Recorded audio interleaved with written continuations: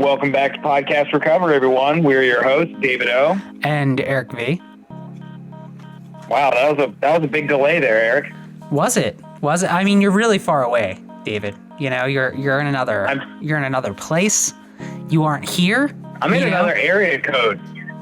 You are. I don't like this. You are. Anyway, today we're. Go ahead. This isn't about us. This lovely guy laughing, that's our guest today, Frank. How are you doing today, Frank? I'm good. How are you? Doing well, man. Doing well. Coronavirus free. Me too. Good. That's good. I so hope where are you this from, is Frank? relevant at that time. What's relevant? Coronavirus? It'll still be relevant. It'll when still this be comes relevant. out. Yeah, when this comes out. Oh, yeah. Yeah. I am originally from Massachusetts, but currently live in New Mexico. Oh, Cool. nice. Yeah. So when were you first introduced to recovery, Frank? 2013 is when I first got sober, but both my grandfather and my dad and my mother were in AA as well. Oh, okay. Cool. So how long have you been sober? 6.5 years. Nice. Congratulations. July 5th was my sobriety date of 2013. Nice. Congratulations, man. Thank you. Mm-hmm. And with all that out of the way, I'm going to turn it over to you to share your story with us, so take it away. All right. Well, as you know, my name is Frank, and part of my story that I want to focus on today is I currently run a recovery group for juggalos, and I don't know if your listeners know who ICP is or anything like that. Mm-hmm. But basically, in that community,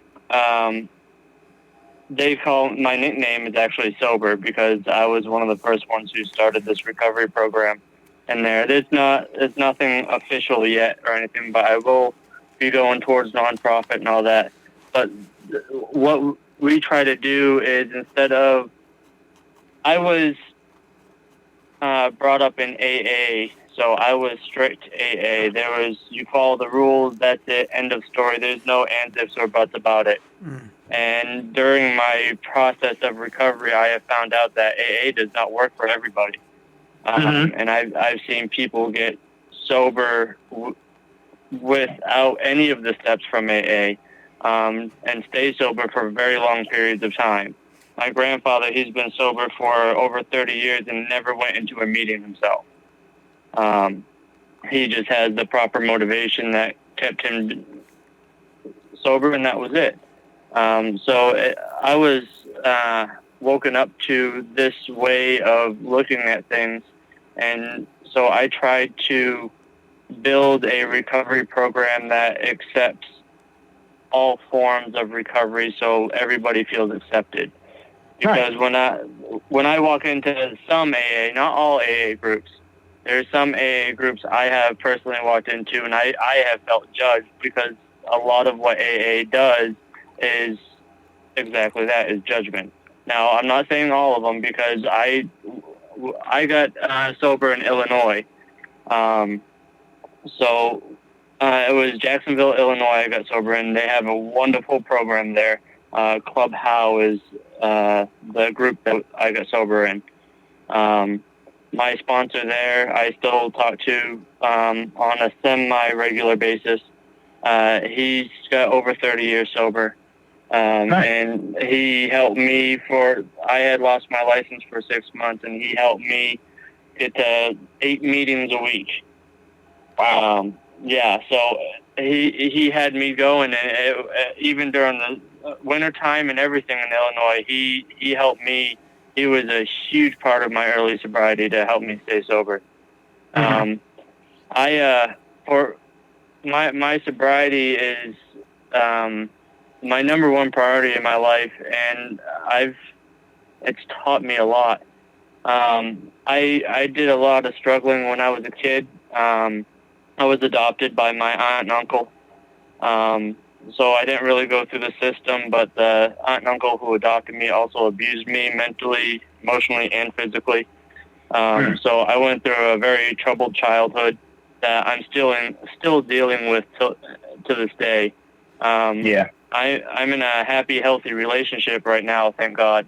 And there are some things from my childhood that are still messing with me in this relationship that I had no idea about because I was single for so long, or just lived single for so long, that I didn't have it brought up to my attention. So the amount of trauma that a lot of people work through, it can take as long as it needs to be taken. Because but there's some things that it just blows my mind in recovery that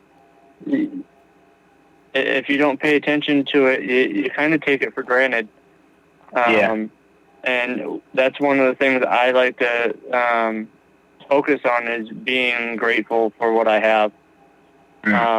So right now, the things I'm grateful for are my sobriety, of course, me being alive. This recovery group is a huge thing in my life because it gives me something else to focus on. And it gives me a chance to help other people. And I've had people, I honestly couldn't tell you who they were, like their name or anything. These random people just come up to me and say, "You helped me just by making this group." No, I started it like 4 years ago. I think it was like a year and a half sober or something like that when I first started the group on Facebook. And people have come up to me during the music festival they throw and everything, where I hold the major meetings and stuff for this group, and they're like, "Dude, you saved my life." I have one guy, he's actually signed with one of the labels, the label is Magic Ninjas, and he's actually signed with the artist that we grew up listening to because of this group.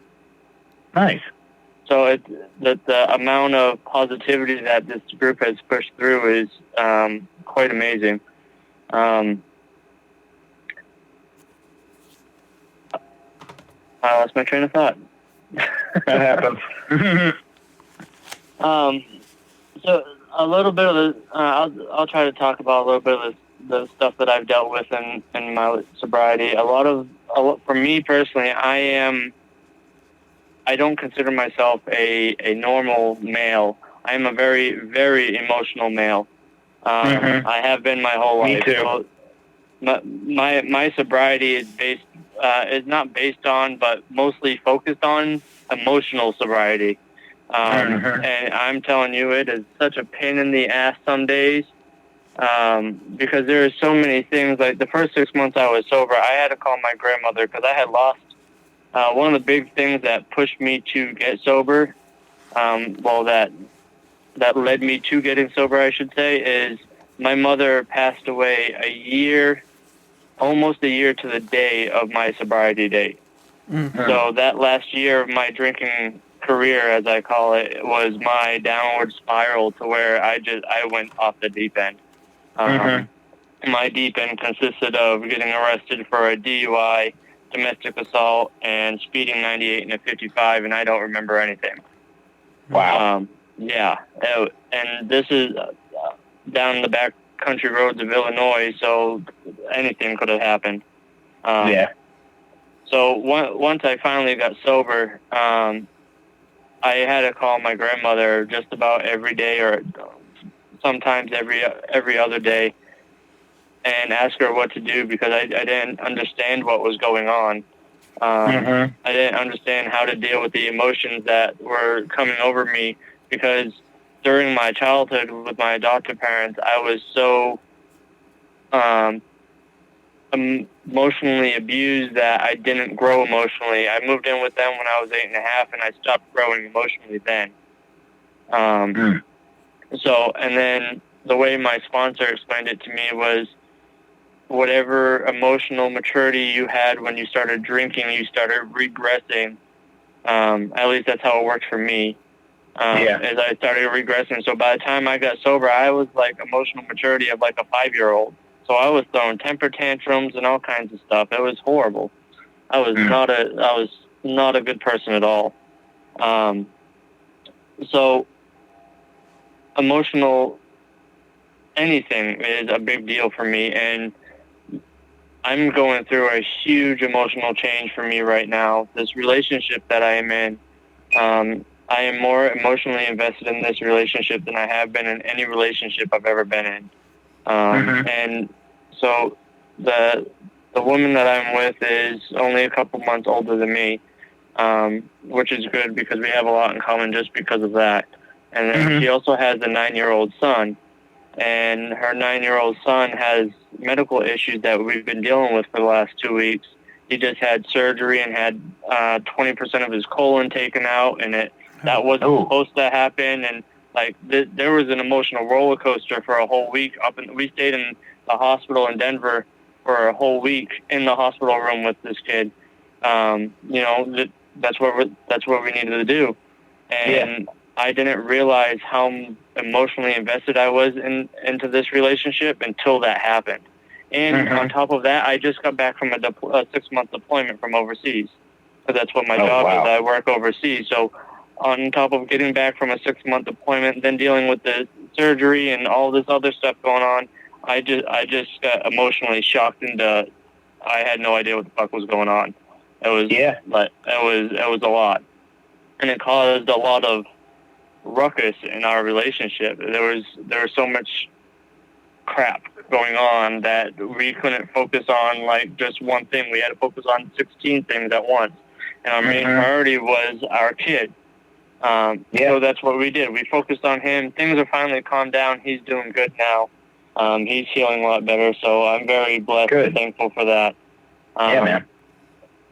So now me and my girlfriend have been able to talk some things out and have really in-depth conversation about what's going on. And she's had trauma in the past too, so not only am I healing from my past, but she's also got to heal from her past. So the emotional roller coaster that we go through, and sometimes we don't know what our triggers are until it's too late, and then we've got to kind of backtrack and talk it out and figure it out. And the communication, no matter what kind of relationship I've ever been in, communication has been key.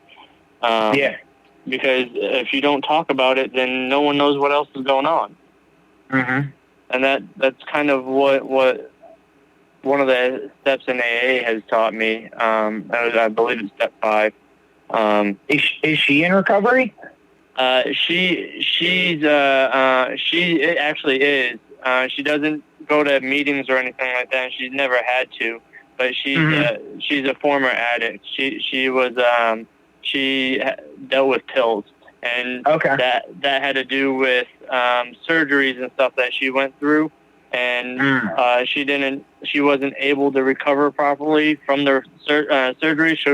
So she's actually in constant pain daily. So driving 8 hours is not anything good for her. So she's in the living room resting right now. But yeah, so that's where her addiction came from. So she actually understands a lot of what I go through. But for me, I went into AA because I was purely an alcoholic. But once I got into AA, I realized that I'm not an alcoholic. It was just my drug of choice. I am actually just an addict. I'm an addict of all things. If I don't drink, then my addiction is something else. Whether it's I because of where I live, it's a very small town and there's not a lot of things to do. So you just end up getting a lot of hobbies.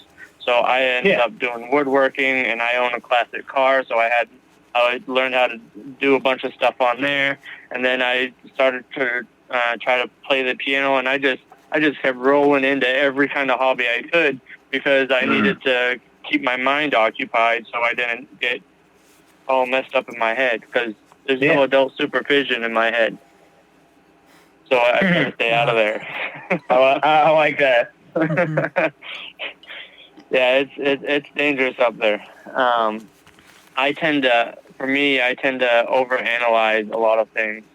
I analyze everything because that's how I learn, but then I get stuck in these rabbit holes that lead me down these negative mindsets, and it ends up killing my positivity in the long run. So I have to train myself to only follow so far and learn what I need to learn and then back out. Because if not, I go down this rabbit hole and I don't even realize it until someone or something happens or someone says something, and I'm finally able to knock myself out of that bad thought process, that thinking as it's called. Yeah. And it's been a very long process, and this relationship has taught me a lot about who. And it's unreal the progress that I made in I'll say 5.5 years before I met my girlfriend. To me, I was extremely grateful and I was happy with where I was. Yeah. And then I get into this relationship and I'm like, holy crap, was I still that horrible of a person? Like, the stuff that I've realized since I've been dating her is just unreal. Like, I thought I was a lot better than I was, and I got humbled because apparently that's what I needed. So, apparently I got too much ego and not enough humble, and I needed a reality check, and that's what the world gave me. Yeah. But that, on top of all the struggles and stuff that I've gone through, with my group and a lot of things, I don't know if this isn't allowed, just let me know. But I also do YouTube videos and stuff like that. I haven't the last couple of weeks because of what the kid's been going through. But I try to do a YouTube video every Friday and get it posted every Friday, and it's just some random thing that's popped in my head about positivity and try to give some more motivation to people out there. And that's what I do with. It's based off of the Juggalos in Recovery, the group that I run. If anyone ever needs any help, whether they're a Juggalo or not, Juggalo or fans of ICP, but if anyone ever needs any help, it doesn't matter who you are, what fan base you're a part of, I don't care. If you need help, contact. I'm on Facebook, Instagram, Twitter, YouTube. I'm also on LinkedIn. I'm all over the place. You find me, just message me. I'll do everything I can to help you and point you in the right direction. That's kind of what I do to make myself happy. Is being able to help other people makes me happy. So that's what I strive to do on a daily basis. It doesn't matter how big or small. And I know that there's been a lot of people in my life who have been there for me when I never expected them to be there for me. Complete strangers sitting there talking to me about stuff, and they helped save my life that day, because God forbid if they weren't there, I don't know what would have happened. Cool.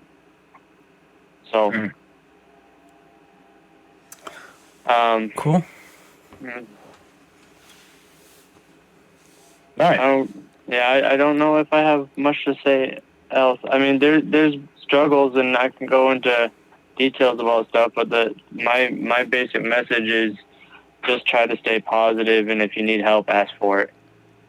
Because life is way too complicated to make a long speech about trying to get through sobriety and recovery, because it's different for everyone. Absolutely. I've met so many people that. One thing I've realized about AA is they are a spiritual program, and some people that I've talked to are not spiritual one bit, and AA actually has scared them off, and they had to go out and figure out something else for themselves. And once I heard about this, like, I didn't even know about this before I started this group, and I only heard about this within the last year.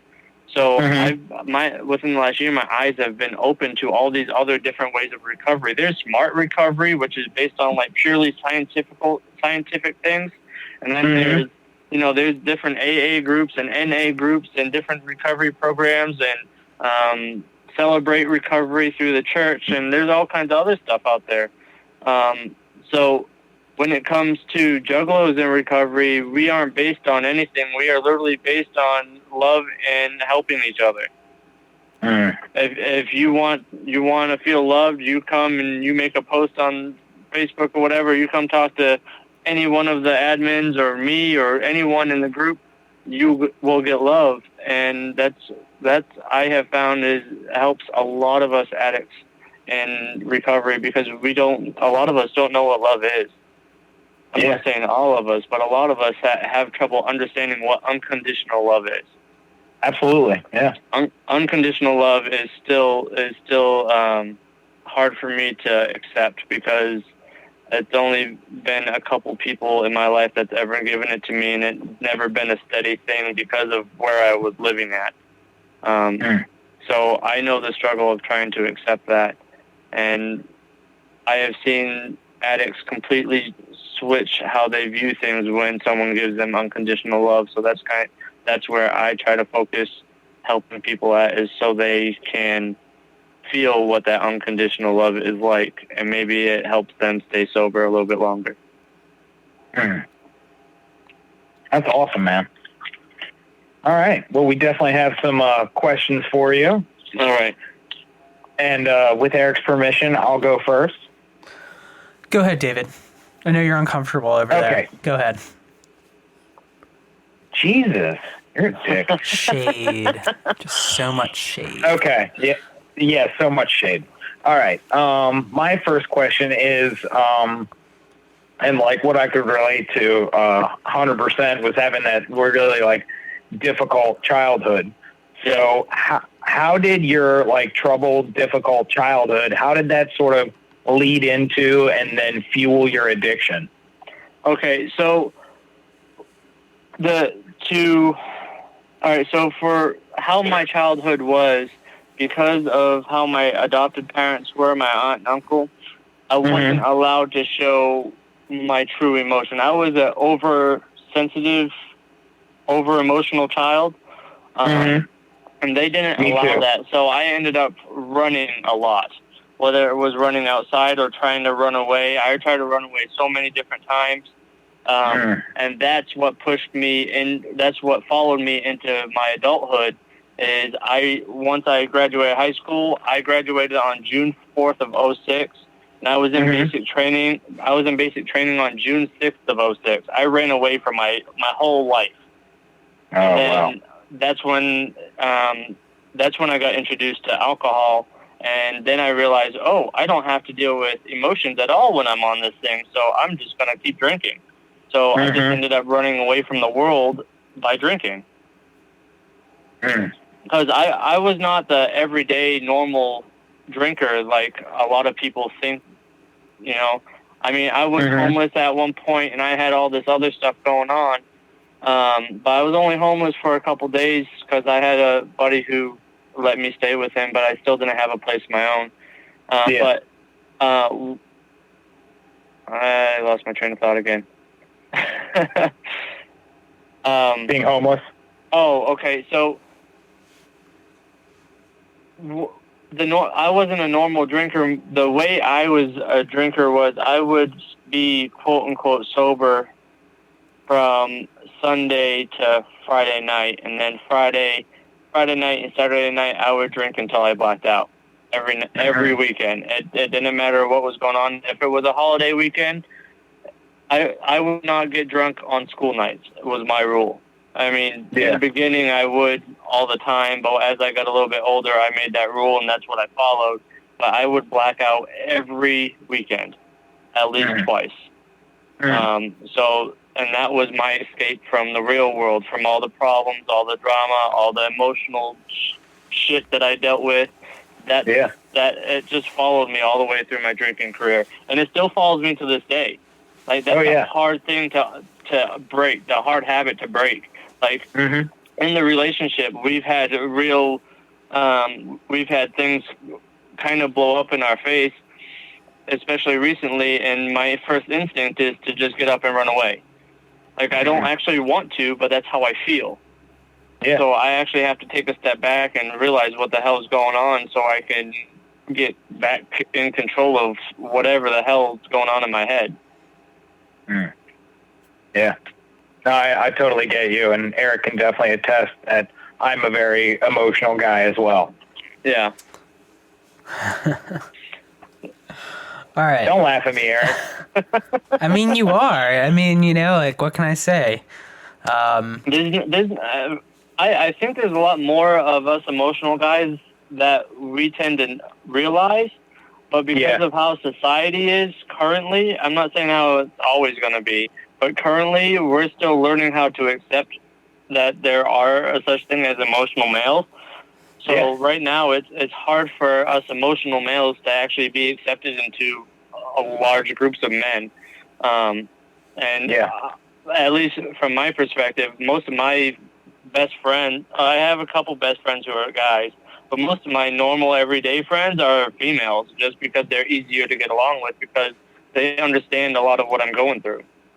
100%, dude. I agree with you totally. Plus, I had 4 sisters, so I was raised by women. So like, it's just always been second nature to me. And I'll throw a quick shout out to my bestie Carly out there, who's probably listening. Yeah, she's my best friend. What have you got, Eric? What's your question? So, you're talking about which one should I do first? All right, so. Let's, you said that you were deployed for the past 6 months. How do you go about kind of acclimating yourself to, deployment and being in recovery and kind of, you said you just got back, so being away for 6 months and then reacclimating into your recovery program at home? Because, I mean, that's a pretty large change. And it really is, and I struggle with it a lot. I'm not gonna lie and try to make myself sound good. I struggle with it a lot. And this last deployment was really hard, at least coming home, because I had 3 days notice that I was coming home.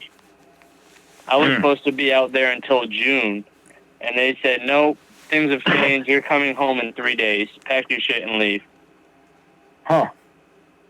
So that I did not like. Usually there's a time period that because of the group of people I work with, it's understood like the last week you're kind of getting in the mental mindset that you're going home. So you actually go through a whole mental change in different aspect of life is popping in your head. It's a weird thing to try to explain to someone who's never been through it. Basically, you have to prepare yourself because for us, when we deploy and we work 12 hours a day, 7 days a week, no days off, no matter what. Oh, wow. So I'm working 84 hours a week, no days off, constantly, and most of the time it's hard. Like, I have worked and done 30,000 steps in a 12-hour period. Yeah.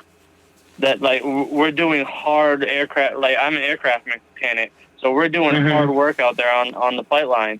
And to be able to the transition to get home so we're not acting or trying to get out of the professional job mindset and dealing with our family and friends, that's a whole thing in itself. And then a recovery, I learned how to drink because of my aircraft mechanic career in the Air Force. So that was a struggle to learn too. But luckily for me, the couple places that we deploy actually do, not all the time, but once in a while they do have meetings. Nice. And if they don't have meetings there, then because we're in the 21st century, I can find someone to talk to online through either my group or friends, or I'll just email my sponsor or something like that. So there's always a support system that I have, and I've built my support system to work for me when I need it the most, and that's usually when I deploy and my transitions when I get home. And the transitioning when I come home, this transition, as I said, like I had to come home after the 3 days notice and then deal with the kid going to the hospital and having surgery and stuff. And it was like 5 days after I got home, he was in surgery. So I didn't even have time to process what was going on. Yeah. And then I had all those emotions, like the emotions that came over me were so powerful and so deep. I didn't even know those emotions existed. I thought they were fairy tales. Like I don't know if either one of you have kids, but before I was in this relationship, I never had kids of my own. I was completely single. I worried about my Corvette, and that was it. And now I got a kid who I would sell my Corvette for just to do whatever I need to for him. Like that thought never would have even crossed my mind. And so that transition period is just, I'm telling you, it can knock your socks off if you're not paying attention to it. And this time is what it did. That's what it did. Wow. The thing that I've learned when it comes to the transitions, especially being deployed and then coming home, and whether it's a normal deployment and come home and you're transitioned quote somewhat properly, is you have to take it day by day. You cannot think about, at least for me, I cannot think about what's going to happen in the future, because that's a rabbit hole that only causes me trouble. Like me and my girlfriend want to move and trying to plan to move across the states. Like we want to move back to where she's from, Georgia, in that area somewhere, and that's a plan that it's hard for me to even fathom right now because of everything that's going on. But we have to take it day by day and focus on what we need to do today. And right now, today, we just need to relax because we just came home from Denver again. All right. My next question is, like you talked a lot about staying grateful, and I think like any addict in recovery will find out that it takes a lot of work, especially like the longer you stay clean or sober, like that gratitude and being able to like find it and maintain it's a difficult thing to do. So how do you stay grateful after several years in recovery?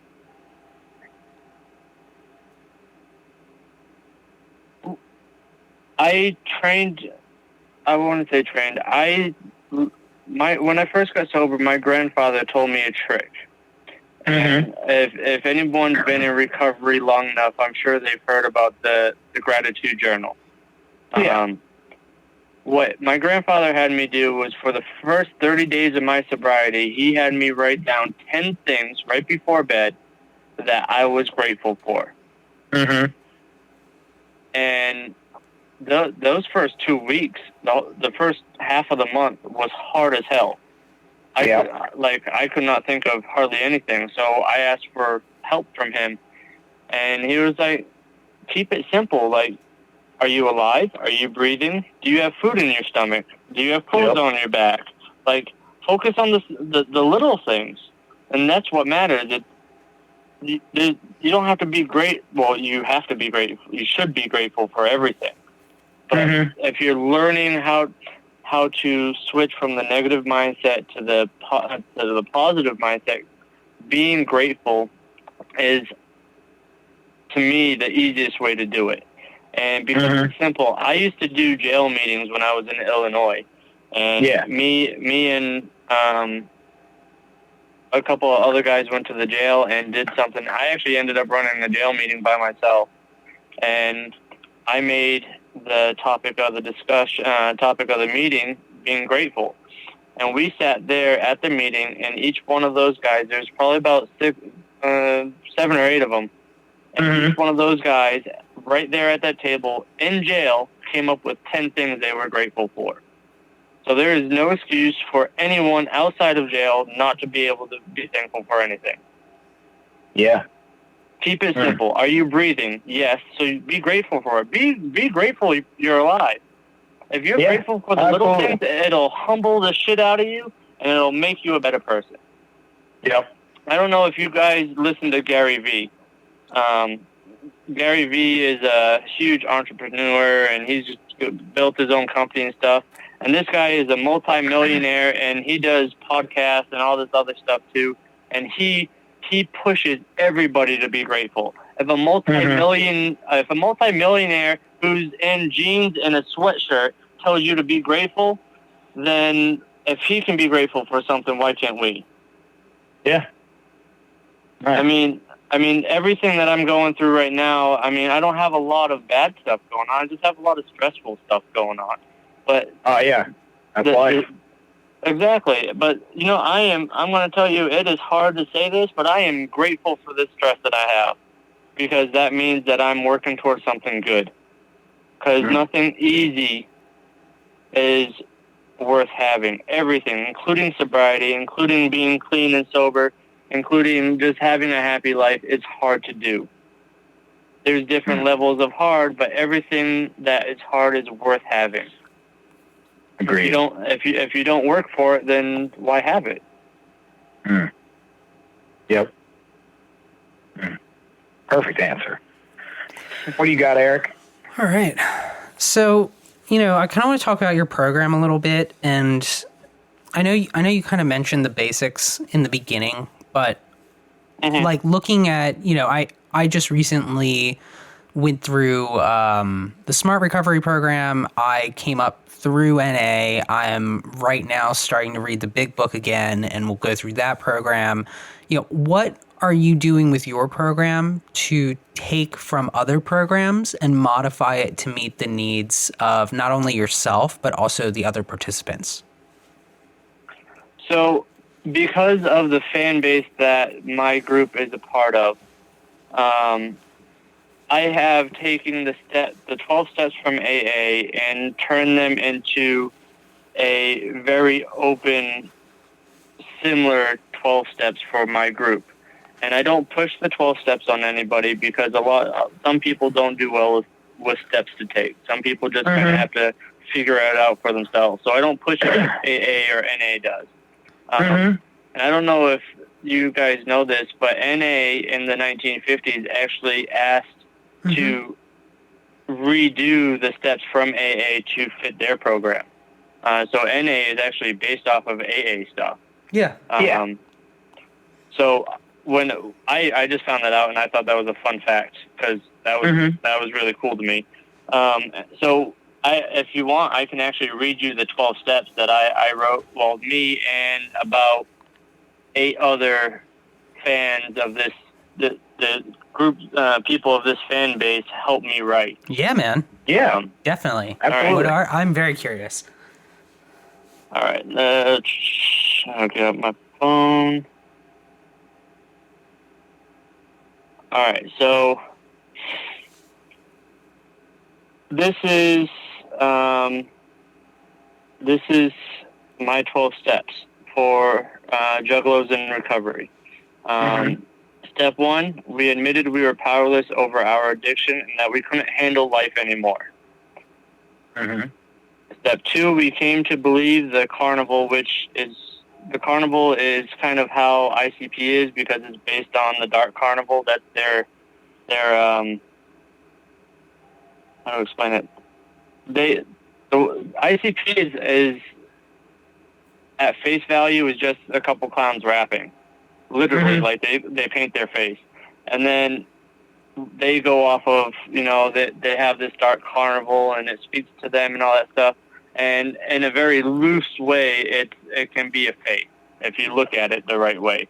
So the carnival would be like the higher power type thing, if you translate it that way, or it's just the community that you're a part of.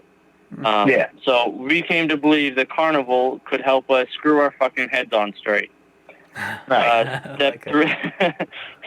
Step 3, we made the decision to not only serve ourselves, but also our community. Love that.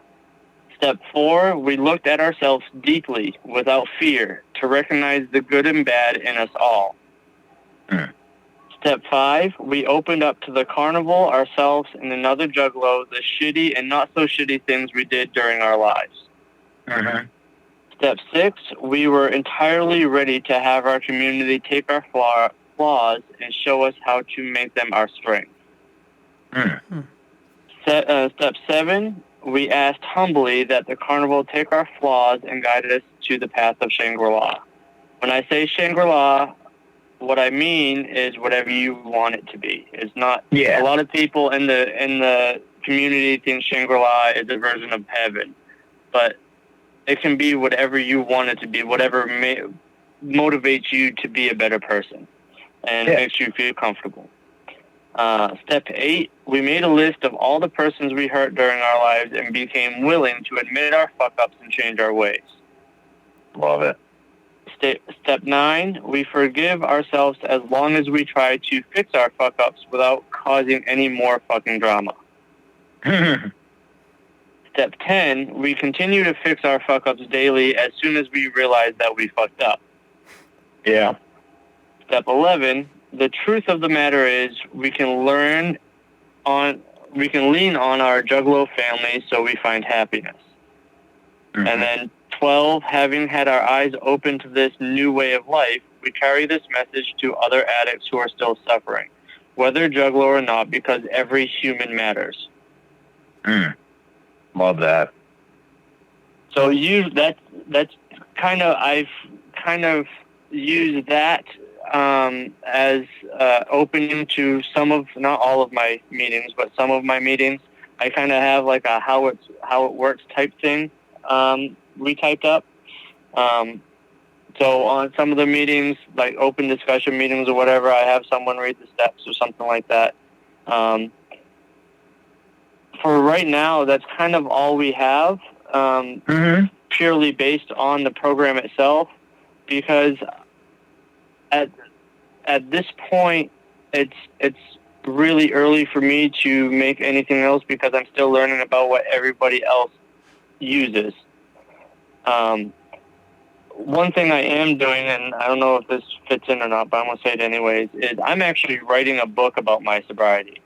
And then Nice. I took the idea of the big book and how they have personal stories from other people in the back, and I've been asking for other people to write their personal stories so I can add them to this book. Cool. So I've got a few pages, almost 100 pages typed up or something like that. But that's one of the things I want to do. And, you know, I'm not looking to make profit. Anything I make for the group or have made for the group any money that's made, it goes right back into my group. I'm not doing this for profit. I'm doing this to help people. So I honestly could give two shits about making money. Yeah. That's awesome, man. All right. What question am I going to go with? How do you maintain balance with your emotions? Because you talk about a lot of that, like volatility of emotions, like coming through like your childhood into your addiction and then even into recovery. And like I agree, like even my emotions, they can become unmanageable at different times. So how do you maintain like your thinking and your emotions to stay positive and grateful? Are either one of you Star Wars fans?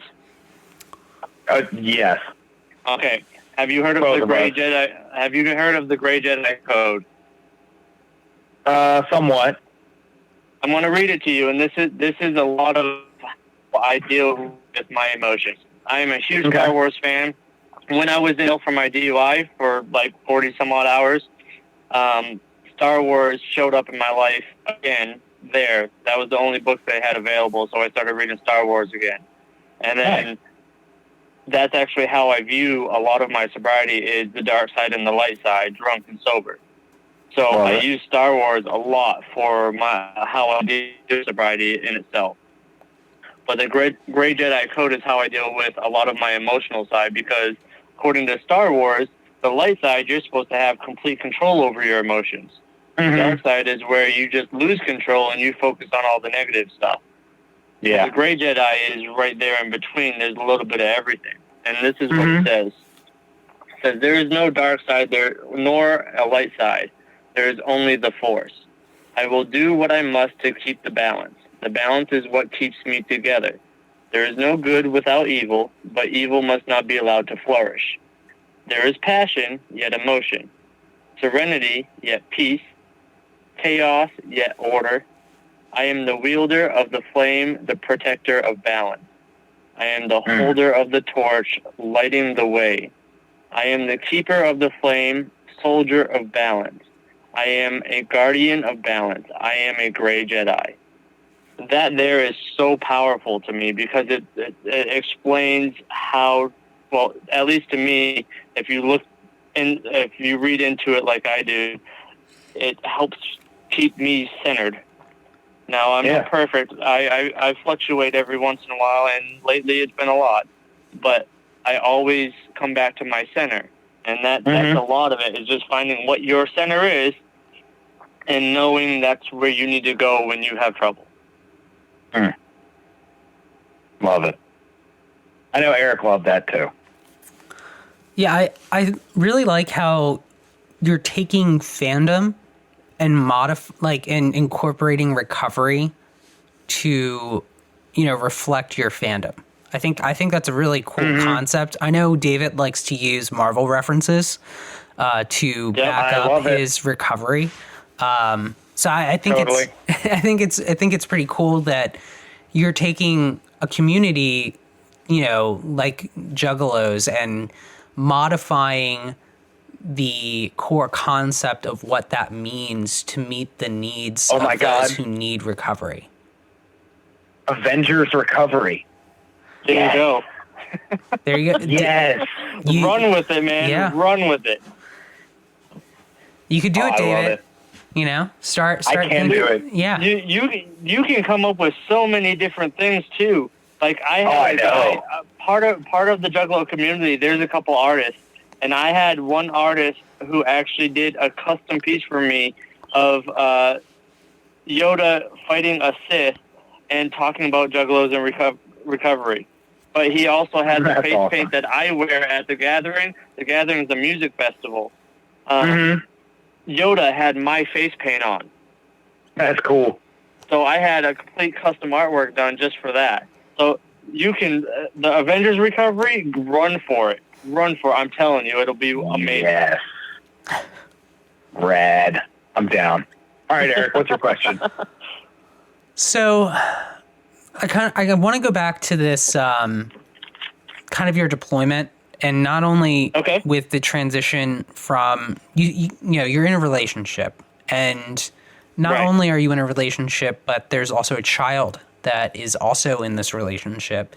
So how are you able to, I guess, we talked about managing the recovery from that first question. How are you able to manage your relationship with such distance, and not just distance, but also, with that work schedule, that doesn't leave much time, to make a call, plus, distance and time zone changes and all of that. How are you able to maintain a relationship with such distance?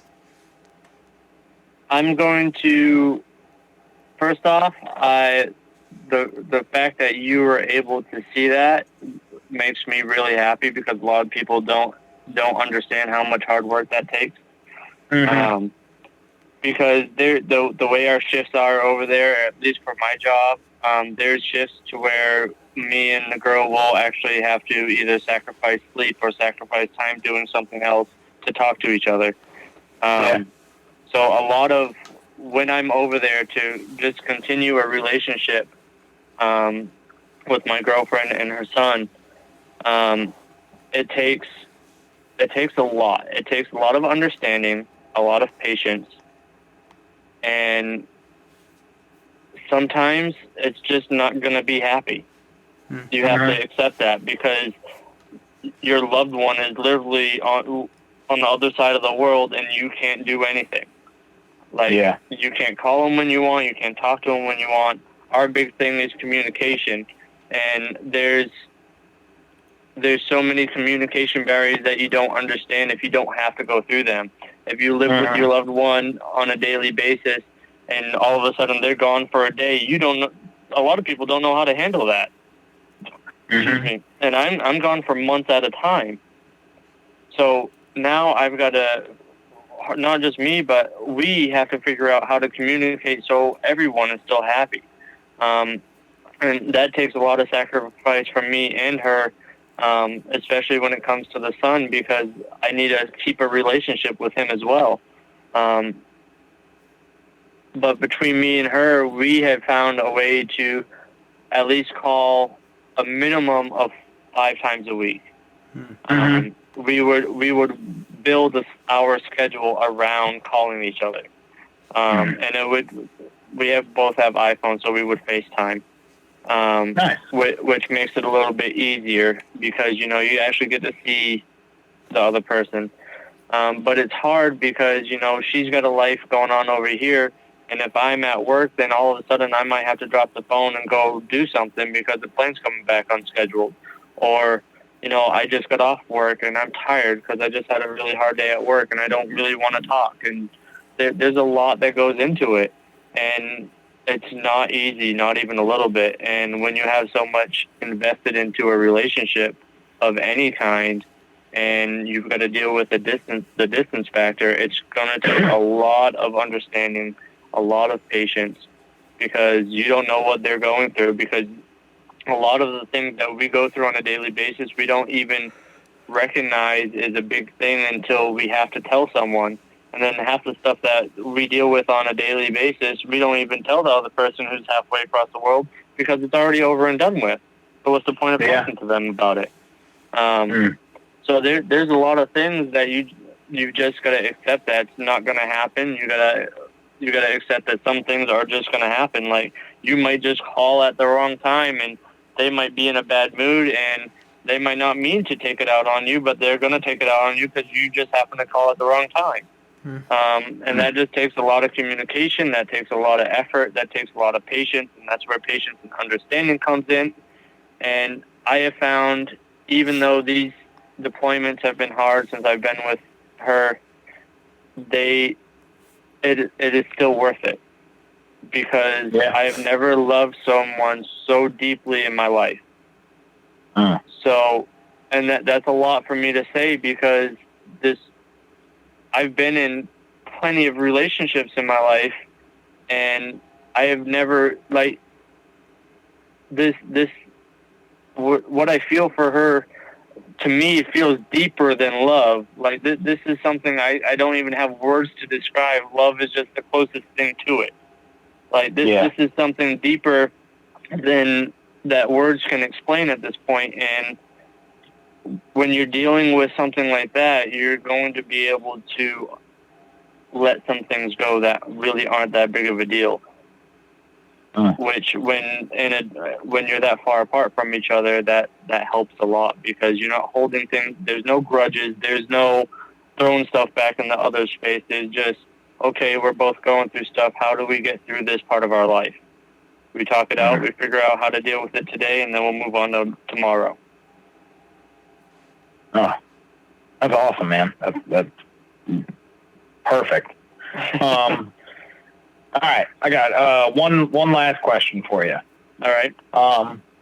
So, and I'm going to ask this, like, I want you to respond kind of like you're talking to anybody out there who's listening and maybe doesn't necessarily feel totally a part of whatever recovery community they're in.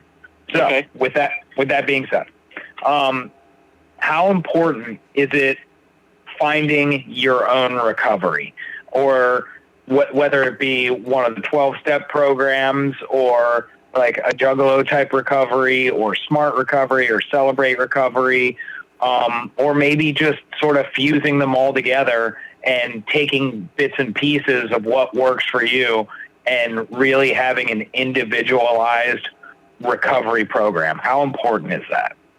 That is the most important thing you can do for yourself. Honestly.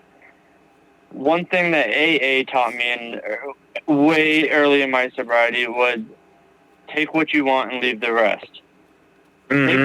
Take what works for you and forget everything else, because what works for you is the only thing that matters. So you go back to one of the oldest sayings that I know is knowledge is power. Do your research. Go to NA, go to AA, go to Smart Recovery, go to Celebrate Recovery. Just Google recovery and look at all their stuff. All Smart Recovery stuff is online. Go on there and just look. Like, there are so many places to find stuff for recovery. Take and build your program. It doesn't have to be. There are no rules in recovery other than stay sober and clean. Do what makes you happy.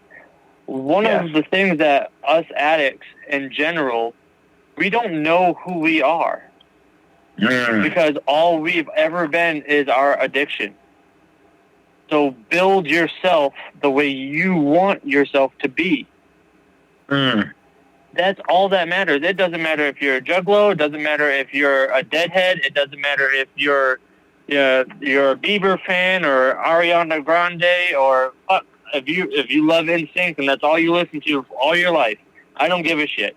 Find something that works for you. Like if all you do is listen to watch horror movies, or all you do is watch rom-coms or whatever. It doesn't matter what you're into. Well, all that matters is that's who you are. Yep. Learning to accept who you are is going to be the greatest struggle of any addict. Yep. Any addict who deals with any form of addiction, that's what you're going to struggle with, because you think your addiction is who you are. And it's only a symptom of your past. It's only a symptom of something you're going through. Figure out how to heal yourself and be who you are, and then love yourself. That was perfect, man. That was a great. That couldn't ask for anything more. I appreciate it. Is it that time, Eric? Go ahead, David. To the Twitter. Good job. Woo. Thank you, buddy. All right. So this one today, man. Do you guys want a fun one, or You can't read it, can you? No, I can. I'm asking, do you guys want a fun one, or do you want a more serious one? Let's do a fun one. Okay. He just killed it. That last answer, he killed it and just hit a fucking grand slam. So let's have some fun. All right. So this one is at Joko84. And the way this works is that Frank, you'll answer this first, then David, then myself. And the question is, how immoral is it for people to be a 13th stepper? All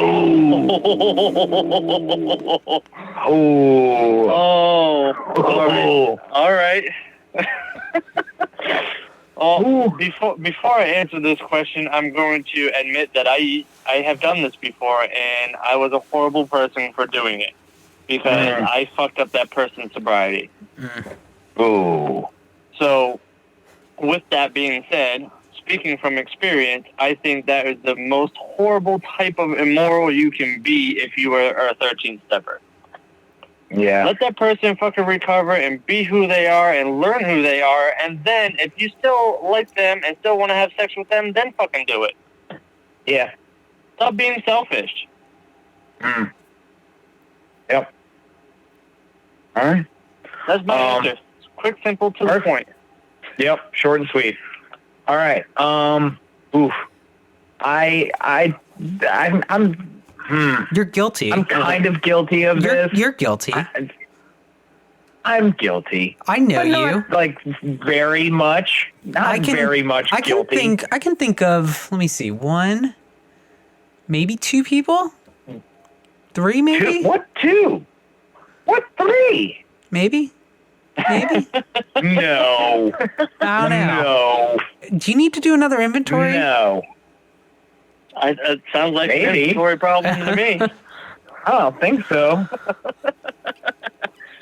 I can think. Call my sponsor real quick. Maybe Hold I on. have my timelines all messed up. I don't know. Yeah, you have your timelines mixed up. So 13 stepping a newcomer. I'll preface mine. I was quote unquote guilty. I had 6 months clean, and she had just come into the rooms, and I didn't like hook up with her immediately, but well, yeah, you had to play the game, duh. Yeah, and so yes, I did 13th step somebody, but we ended up being in a relationship for like our first 2 years, a very tumultuous, difficult, very difficult relationship for all of us, and I mean like me and my friends and everybody in our network. So it's difficult. I think it is wrong but big but. It's hard. Like, I don't think you're like an immoral person, but it's not fucking cool. But we are people, and sometimes it works out. Like, I know somebody who like, well, technically it's not 13th step, but they met in rehab, and now they've been married for 10 years and have kids together. So it sometimes works. I don't recommend it for anybody. And there are predators out there. So anybody who's listening, like in meetings, like there are people who prey on newcomers because it's like, ooh, there's somebody I can manipulate and take advantage of because they're in a vulnerable part of their life. And like, if you're doing that, you're fucked up. You're totally fucked up. That is totally wrong. But like, if it just happens, like, the way I did it, like I wasn't praying after a newcomer. It just sort of happened. And then it was a 2-year relationship that didn't end well. Both of us made it out clean, which was good. And I'm glad it happened because it was part of my recovery. It was part of her recovery. And now we're very great friends. But there's no good part to it. Like, can you roll the dice and possibly come out on top? Yeah. Do I recommend it? No. Do I? I mean, I'm not vilifying anybody for doing it, but I'm also not condoning it. I'm totally doing a politician's middle of the road, like, you know. So David, that's what I got. But you were still a newcomer. What? You were still a newcomer too. I wouldn't consider that. I was still a newcomer too. Yeah, I wouldn't consider that situation a 13th step. I mean, 6 months in, you already know what a 13th stepper is, though. I mean, I know what a 13th stepper was. But I don't know. I mean, I feel like you gotta have like some more time before, you know, because I mean, you haven't really even worked a step. How are you working 13? Like, well, you can't. I don't think you can really say that because I worked my first 9 steps in the first 6 months I was in. Yeah. Yeah. So I mean, it all depends on how your recovery is working for you. Yeah. So, I was still a semi newcomer for sure. Yeah. But she was a brand new newcomer, and like I mean, take it with a grain of salt, I guess. Yeah. Well, no, wait. Actually, no. I got my clean date is only 4 months before hers. Not even.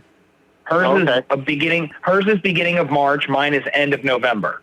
So it was 90 days apart, and then we didn't hook up until June. Yeah. Oh, all right. Yeah, I don't know. That one's that's not a 13th step. No. What were the other steps, by the way, that you guys had? You and Zach had like what? Didn't you and Zach have steps going all the way up to 15 or 16?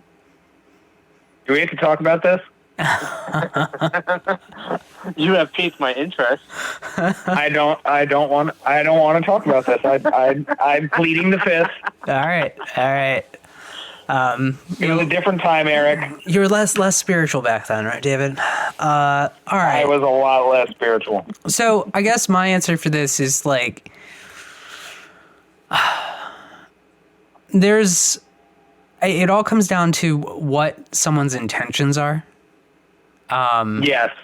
Because if your intentions, it's about intentions. If you go into the situation not planning to hook up, not planning to get into a relationship, not planning to, do certain things, and it just happens. I mean, that's kind of brain chemistry and, just, I don't know, pheromones and other shit. So I can't really say that is immoral because that's just kind of what happened. But yeah, we're humans. Yeah, but if you go into a situation where you enter a meeting, someone raises their hand, says they're a newcomer, and your instinct, and you have a few years, like you've worked steps, you have some clean time, you have a commitment, and you're like, she's new? Okay, cool. Like, that's fucked up. Like, yeah, because you're living dirty. In my opinion. That's my opinion. Yeah. Oh, yeah. Like, you are not practicing the principles of recovery. Like, that's living fucking dirty. Because, I mean,